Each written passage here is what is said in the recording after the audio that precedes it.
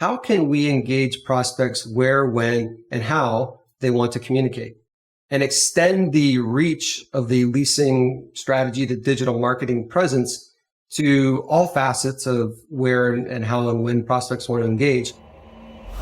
Hello, and welcome to Sink or Swim, a weekly podcast brought to you by RentSync, where we take a deep dive into the PropTech, multifamily, and rental housing industry. In each episode, we uncover the technologies and strategies used to help overcome operational challenges and increase the value of your multifamily investments. So, let's get into our conversation today. Welcome back to Sink or Swim. I'm your host, Nicolina Savelli, and on this podcast, I chat with multifamily and PropTech experts to learn how you can reach more renters, sign more leases, and maximize the value of your assets. And today, I have Brock McLean, the EVP and CRO of LeaseHawk and former SVP of Business Development at RealPage on the show today. Thank you so much for joining me, Brock. It's great to have you here. Nicolina, thanks for having me. Great to join you. And you've worked in the PropTech space for a number of years, and I can't wait to discuss what LeaseHawk is doing to optimize marketing and leasing activities. But first, let's talk about your career a little bit. Looking at your experience, I see you've been in rental housing and real estate technology for over 20 years. How did you get started in this space, and what led you to LeaseHawk? Yeah, I mean, it's been, it's amazing when you actually talk about it in the number of years. That definitely dates me, I'm sure, but it's been really a tremendous career. And I think, like many, multifamily is something that didn't know a lot about when I first got into it back in the mid 90s and was really probably a well-kept secret in many ways. But also like many of us, once you kind of get into multifamily, you find yourself making a career out of it. And so I've been very fortunate to be in the industry for, 25 plus years, I guess, at this point. Wow. Yeah. And with some really great brands. I mean, I started, talk about dating myself. I started with For Rent magazine. I mean, literally the magazine that you would pluck out a print of magazine. Yeah. Unbelievable. You pluck out of the grocery store and find your next home and hope the map was right so that if you drove to it, you could actually arrive at the property. So, I saw that through the evolution from print that ultimately became, more digital, of course, web-based and then ultimately mobile. Long career at For Rent and did a couple turns there. And similarly at RealPage, I spent some time at RealPage in the early 90s, or I guess mid 90s as well, when it was a very small company. And then all the way through its acquisition here about a year and a half ago to where it became a very substantial international company. And tech has always been at the forefront of everything that's happened, I think, in the growth of our space. And especially as it relates to prospect engagement, marketing, the tools that have kind of evolved over the last 25 years have been incredibly fascinating and always been interesting for me. So to be part of these really big brands and their evolution, and then to find myself at LeaseHawk, which has always been a company that's been very sort of tech savvy and forward thinking, and it had invested a lot of energy into AI and virtual experiences. And as we came through this shared experience of COVID, and as consumers became more immersed in self-discovery and ways that they could engage in their search for their next apartment home, using tech, a lot of the things that are happening on the AI front are really exciting evolutions in that process, and something that certainly drew me in. And when I think of my experience in the space for all the years, and then to be able to be on the front of a sort of a next gen tech advancement has certainly been attractive. It's something I'm pretty excited about. Now, I mean, when you talk AI, I feel like that's an overwhelming word for a lot of people, probably in this industry specifically, I would say. How are you educating your kind of prospects about AI and its use cases and why it's so important and kind of why this technology is worth investing in? Is there anything that you're doing within your own kind of sales or cycle or marketing to get that message across? Probably multi-pronged in a lot of ways. If you think about our experience just in general as consumers, right? AI has taken over so much of what we do, right? And effectively it speaks to the idea of sort of tech creating and managing the experience and often the buying experience and almost everything in our life today. Mm-hmm. So it was a natural sort of migration that it would find its way to multifamily. And I think especially going through a period of time where we couldn't maybe go visit a community or have somebody give us a tour, we became heavily reliant on virtual experiences. And virtual experiences have been around for a long time, Now I think AI is giving the ability for conversational experiences. So as people are looking for leasing questions or tour information or floor plan ideas or pricing and availability, all of those things are available now in a very seamless experience across voice, text, and chat. And so the education has happened twofold. One, it's been our own experiences in almost every facet of life. So we've become more comfortable with these forms of engagement. So there's been that. And then I think really savvy marketers in our space recognizing that today's consumer wants to engage with tech that helps them arrive at a decision. And they may not be as reliant or even as interested in dealing with people so much anymore, or at least some segment is. Sure. So helping our clients understand that they've got the breadth of services available where they can continue to have that white glove experience for those consumers and prospects that want that, but also widen your net by having features and functionality that many in today's prospect pool identify with and are very comfortable using. Exactly. Yeah. That makes sense. It's kind of adding depth and strategy to marketing, as well as depth and flexibility to a leasing strategy that's really kind of helped the education process. Yeah. No, I mean, this is kind of a redundant question, but did you see COVID as a catalyst for a lot of those clients and prospects that you maybe were having struggled to sell through to, and now suddenly they're like, we need you?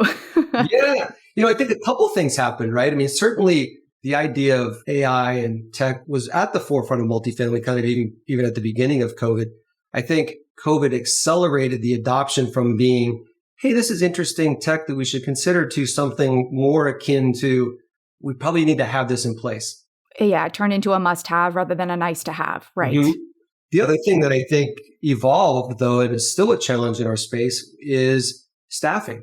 We kind of evolved into a marketplace where staffing became challenging, recruiting became challenging. How do we handle all the requirements of our leasing staff today with potentially being constrained on the number of resources we have at our disposal? AI has also helped in that area, right? It's extended the reach of your leasing staff, not only 24/7 to capture those opportunities, but where you may be short-staffed, or give you flexibility. We even have clients today that are closing leasing offices, or I should say closing, not staffing leasing offices, say on a Sunday, using AI to capture prospects, book appointments, tours, self-guided tours, and so on. Yeah. That's given them tremendous flexibility in staffing, attractive feature of recruiting, right? And a kind of a culture change that's really adding some real depth and flexibility to your overall leasing strategy. Yeah. So would you say that staffing is the biggest challenge for kind of the leasing industry today? Is that what you're seeing? It continues to be a challenge. And I think for a couple of reasons. One is just the way the employment pool has evolved, again, post-COVID. The number of hats worn by increasingly busy leasing staff, that's certainly been a factor. And yeah, I think, where do you find qualified talent to take on the role of a leasing agent? And so anytime you can apply tech that's going to help either support that challenge or give you flexibility in that challenge, I think it can be that much more effective. And so we see staffing being a challenge, not only for our property management customers at the site level, but even around other services that are certainly connected to that, like call centers, for example. Those same staffing challenges exist there, right? And so, of course. However, despite that, the volume of inquiries, leads, and general prospect engagement is as high as it's ever been. Exactly. It's also the demand for it is so much higher as well that you can't even staff accordingly to even meet the demand. Yeah. So in that same vein, what would you say for a leasing agent is probably the most difficult part of the job, and maybe why the industry is having a hard time even getting leasing agents or having full-time leasing agents? I think at the leasing agent level, there's a lot of hats being worn, right? And certainly my experience has been on the prospect engagement side. And I think the volume of leads, the efficiency of the leasing process. In other words, we've got this bulk of leads. Which ones do we cater to first, right? So whenever you can add efficiency in the leasing process through AI by providing a tremendous amount of information about the prospect already. What are their interests? Questions did they ask? When are they moving? What is their price point? All those things. And you can add that depth of knowledge into a CRM, and a leasing agent comes in and says, oh, I see these leads here that have booked appointments, and I have already got a transcript of the conversation or a recording. I know a lot about them. The efficiency in that process is going to be elevated, right? Because you're going to know where to go to. By the same token, we have historically now for the past period of time, very high occupancy rates. So the expectation of today's resident has grown as well. And so has then the amount of workload for our leasing staff there. So I think that's happened. We're in the middle of development right now in a resident workflow using AI as well to try to manage some of those key things like work order submission or anything that might be normally required to have a phone call that a leasing agent would need to be engaged with. We think there's some real opportunities for AI on the resident side as well.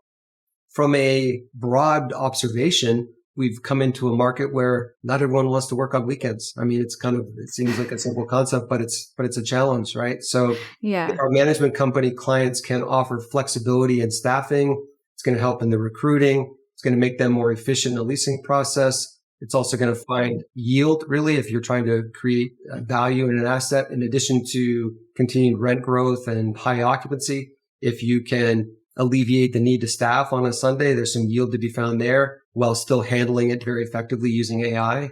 The flexibility and leasing strategy makes sense for our management clients, as well as giving them flexibility in the recruiting side that are going to be attractive to people considering a leasing agent career path. Right. Now, I don't know if it's just my experience or the Canadian experience, but would you say that leasing is kind of a stepping stone to real estate, being in real estate and a real estate agent? Is that something that you've seen kind of? And it feels like in the last 2 years, everyone's become a real estate agent. It's a good question. And I don't have a lot of exposure to that. I could probably give some of my increment or some of my sort of anecdotal thoughts, right? I think the role of leasing agent prepares you for a lot of things, right? You have to be a multitasker for sure. You have to be a great communicator. Multitasker and communicator are great skill sets for any career path you decide to pursue. I think there's a lot of paths that can be created from there, right? There's everything from looking at the supplier side of the industry and the opportunities that are there, especially in some of the sales roles. The growth path from a management perspective, leasing agent to manager to regional to something like that. Right. Real estate, certainly a path as well. So I do think the skill set learned by a leasing agent prepares you well for whatever career path you might want to pursue. Absolutely. I've just noticed, I've seen a lot of people say, oh, well, went from leasing agent to real estate and that's where they're at. But it looks like the trajectory of things are in leasing. So there might be a need for more in the very near future. And there already is obviously a need. So I think that maybe there just needs to be a little bit more appeal and maybe some PR around that career so that people are more inclined to go forward and see that there is actually like a future here. There's a lot of opportunities for like moving forward. So, I mean, I would like to obviously pivot a little bit and talk more about LeaseHawk and what you guys are doing and the hurdles you've experienced there and how you as an organization kind of have overcome them. Obviously, you've gone through, I'm sure, a number of different evolutions in the multifamily space. So if you don't mind sharing kind of like where you've been and where you've kind of come today in terms of your technology and what your offering is. Yeah. I think initially the idea within LeaseHawk and specifically our brand for AI is named ACE, it's completely customizable for all of our clients. But the idea was, and continues to be, is how can we engage prospects where, when, and how they want to communicate and extend the reach of the leasing strategy, the digital marketing presence to all facets of where and how and when prospects want to engage, and provide the flexibility for those prospects to engage in those media channels in the way that makes the most sense for them at the time that it makes the most sense for them, right? And so that was always the idea. I think AI has rapidly improved over time.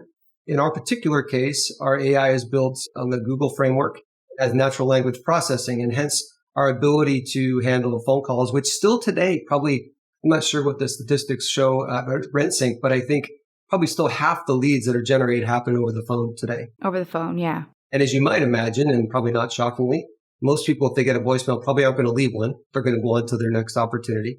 Of course. Because our attention spans are increasingly more limited, and I'm probably a poster boy for that, to say the least. So the idea was to capture prospects when they're ready, when they have intent to transact in the way that they want to, and the flexibility to have that available across voice, which is still a large-scale way that people communicate, chat, which is certainly evolved in all facets of our consumer experience today, and text, which is a really emerging trend where text is a really interesting one because somebody spending the time to have a text conversation with an AI virtual leasing assistant, their intent to transact is probably very high because they're Exactly, engaged in the yes. conversation, right? And so we see conversion across all channels very high. Text is one that's really elevating. Generationally too, I think you've got a new renter prospect who's very comfortable engaging in text, right? It's not a learned process for guys like me. It's a very, very comfortable way of communicating. So it's emerging very quickly. Like what you hear so far? Make sure you never miss an episode by clicking the subscribe button now. This podcast is made possible by listeners like you. Thank you for your support. Now let's get back to the show. Yeah, no, and I will say, I think I put an inquiry in, I think it was either pre-construction or something, a lease up, and I immediately got a text message and I was like, oh, I just wanted some updates. I didn't want to actually talk to an actual agent. But if I was ready to actually engage in a text conversation, I would have been a very high quality lead there. You know, if I'm willing to speak to someone through text, that's a very personal place for someone in my generation, millennials, elder millennials, as we're known on TikTok. But yeah, that's a space that, you're going to get high quality leads from at this time. You may not get the highest quality leads from maybe if you're looking at a different target market who's like, I just want to be polite and respond to this message. Right.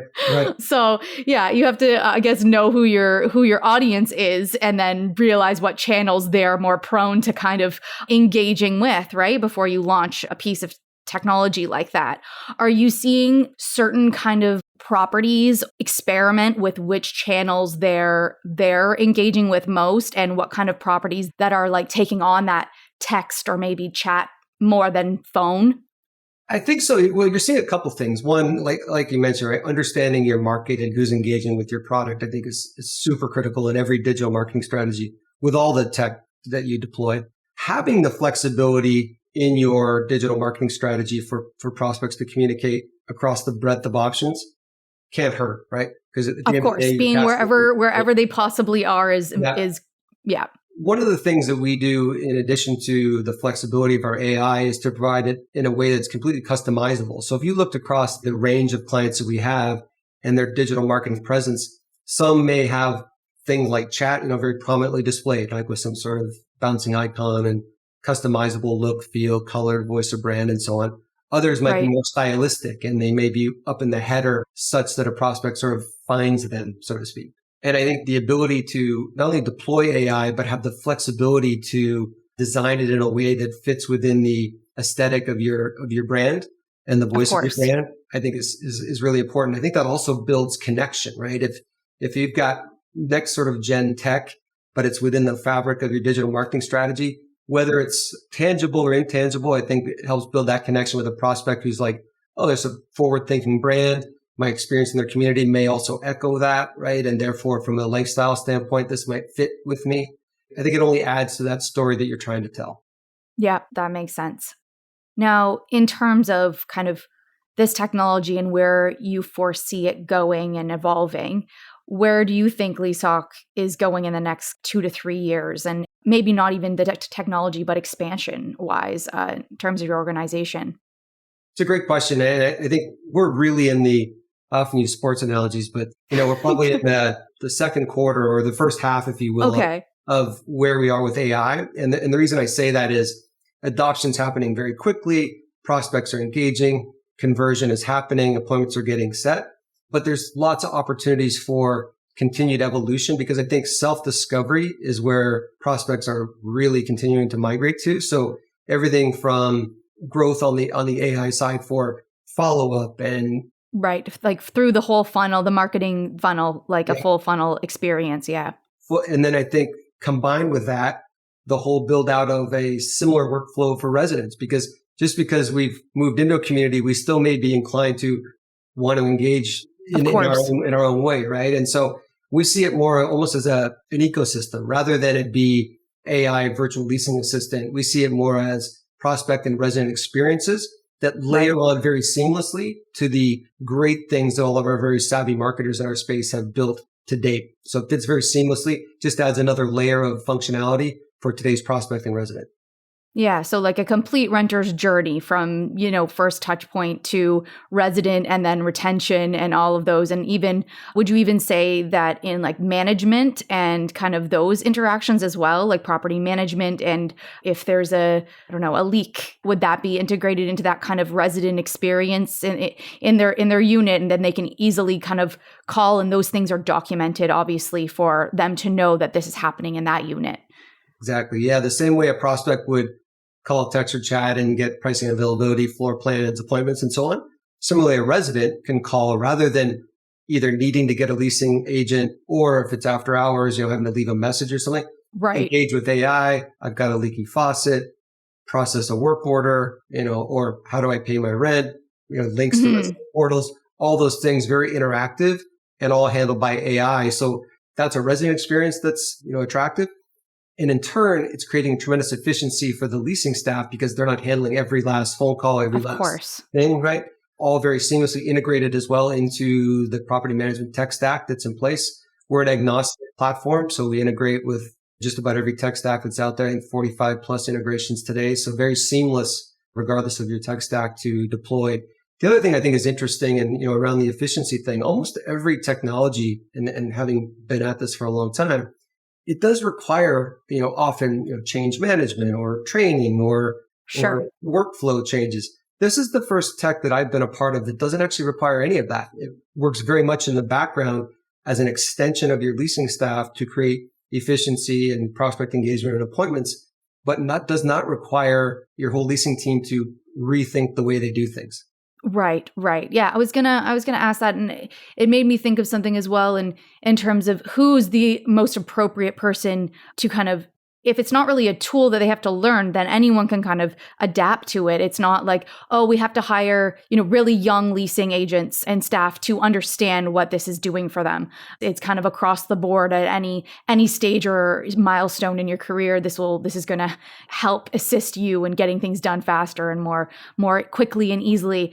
And I had watched a movie, ironically, the other night, and the woman came in. She was a property manager, and she was just walking around the house, and she got multiple different phone calls throughout this experience, this scene. And she hung up the phone and she was just like, I hate my job.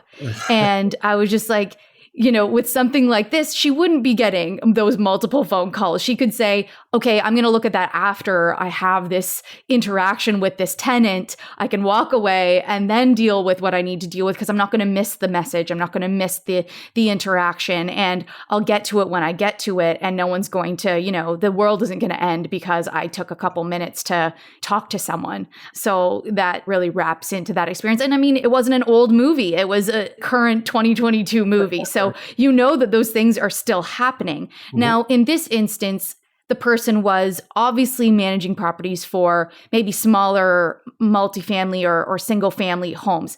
Is this something that is only for multifamily, or are you seeing people using this for, I know that there have been quite a large property management firms or investment firms that are buying into single family now. So do you see this being utilized for more than just multifamily? I think that there's an opportunity for that. I mean, right now, if you kind of think about it, it's designed for multifamily because there's generally speaking always some occupancy, some vacancy that needs to get filled. Your marketing's persistent, right? You're sort of marketing over a long period of time because you're constantly filling units that are coming in. Of course. And then the AI is built to engage with what's available. What are the prices? What are our lease terms, right? So it's sort of an ecosystem, if you will, of that engagement. So that's a little harder in single family because something could come for rent tomorrow and be rented the next day. And by the time you paired up the AI, you wouldn't need it. However, I do think as more and more integrations are built, as the seamless flow of information is available, that could very well be something on the horizon. The other area that I think that fits very closely to that is also the for sale category, right? I mean, you've got homes coming for sale all the time, much like a single family home would come for rent. And yet somebody needs information and it's 9:00 at night and the agent is available, right? So I think you're going to see some advancements there. The other area of advancement that we're seeing in back home in Canada, I say back home, still my back home, even though I've been gone for so many years, but I don't know if this has become a trend yet, but one of the topics that we hear a lot about these days is centralized leasing, right? The idea that if you've got, say, a handful of properties within a given geographical area, manage leasing out of one central location, again, efficiency, right? But handle multiple communities at the same time. So, right. We see some trends there. And as I said, kind of going back to my second quarter of the game for AI, because there's, as far as it's come and as really intriguing as it is from an engagement standpoint, there's always like, well, what could we do this? Or how about this? And how do we get here? And so that's always very interesting for me to continue to say, what else can we do? Where can we go? For sure. It's pretty exciting. For sure. Now, besides AI, and given your experience with marketing and leasing and rental housing, are there any solutions you wish more organizations were taking advantage of today? It's really been great to see the evolution and escalation of tech adoption in our space. I mean, many who've been around for a long time would say that the industry was slow to adopt for a period of time, and probably before what we now know as the cloud, that was likely the case. I think the cloud has created fewer barriers to entry for tech advancement. There's an incredible number of startup companies in our space doing some really interesting point solution things. And so the interest has grown there. And in turn, I think the leadership in multifamily has recognized that the more efficient we can do evolving our tech stacks, likely the better we're going to be. I do think at times there can be some tech fatigue, however, because there is so many options, and how do you keep them all straight and which ones are the right choices? And so it can cause a little bit of delay in terms of adoption, more so because companies are spending the time making sure they make the right decision. And I think that's probably the way to go. But I would say continued growth in tech that's allowing today's prospect and today's resident to manage their experience on their own and make that the go-to versus the overflow option, right? Right. And I think the more we have that, and it's also incumbent upon us tech providers to be sure our products are at that level, that the experience is going to be great for the prospect and for the resident.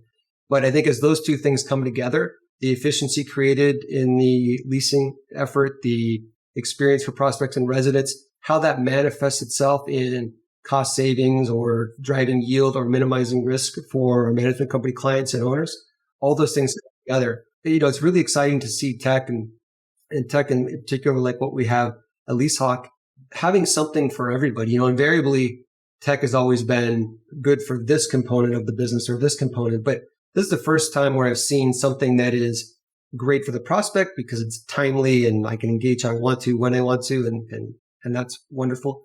Efficiency for the leasing staff to get appointments with people with intent to transact and handle the burden of all this volume of lead that I'm getting and or resident engagement that I'm getting.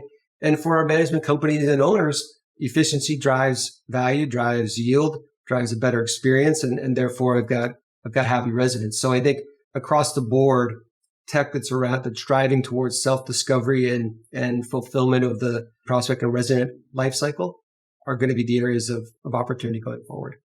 Yeah, that makes sense. Now, I kind of just wanted to discuss a little bit about just multifamily in the next few years and where you see things going, chatbots, virtual touring, or is there anything completely out of the box that you kind of foresee coming in the forefront? I know the Metaverse has been something that we've talked about a few times on this podcast, and it seems to be something that people are having their eye on. Is there anything that you feel is headed for multifamily in the next few years when it comes to those different pieces and what might be something people or marketers need to keep their eye on?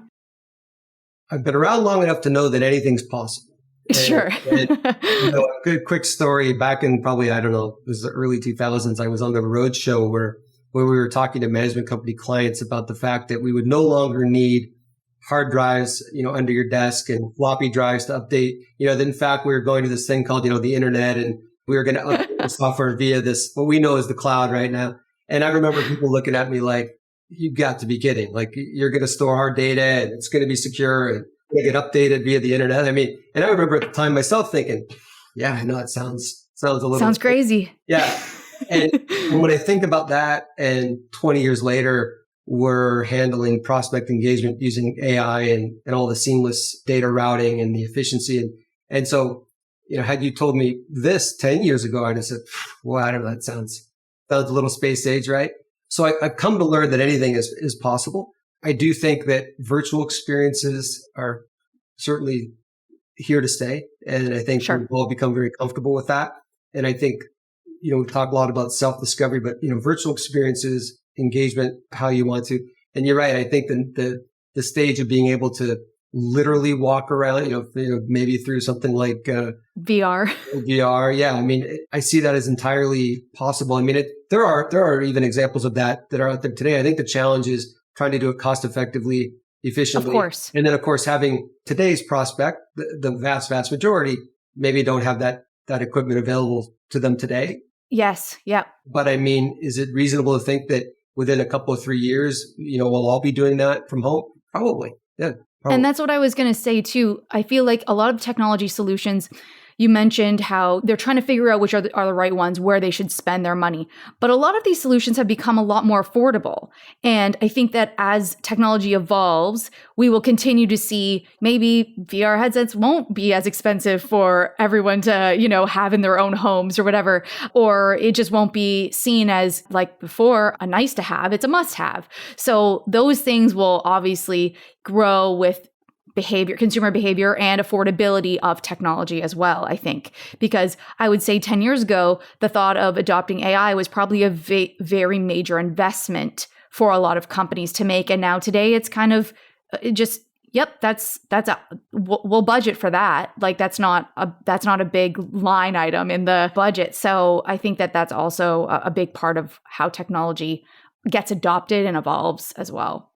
Like I said, I wouldn't rule anything out at this point. Yeah. I think it's been incredibly exciting to see where we've got to, and things that, maybe you could see as a trend, and things that, came right out of left field that I wouldn't have anticipated. But they're all really exciting because, this industry is enormous in size and scale. The tech advancements that have come are incredibly exciting. And just when I think that we're at a place in the industry where it's sort of mature on the technology front, there's a next level, right? And so, another level. Yeah. And I think that's what's been, when I think about being in the industry as long as I have, and why I encourage all people who are getting started young in their career, I'm like, you can have a great career in multifamily because it really does continue to evolve. And it does, yeah.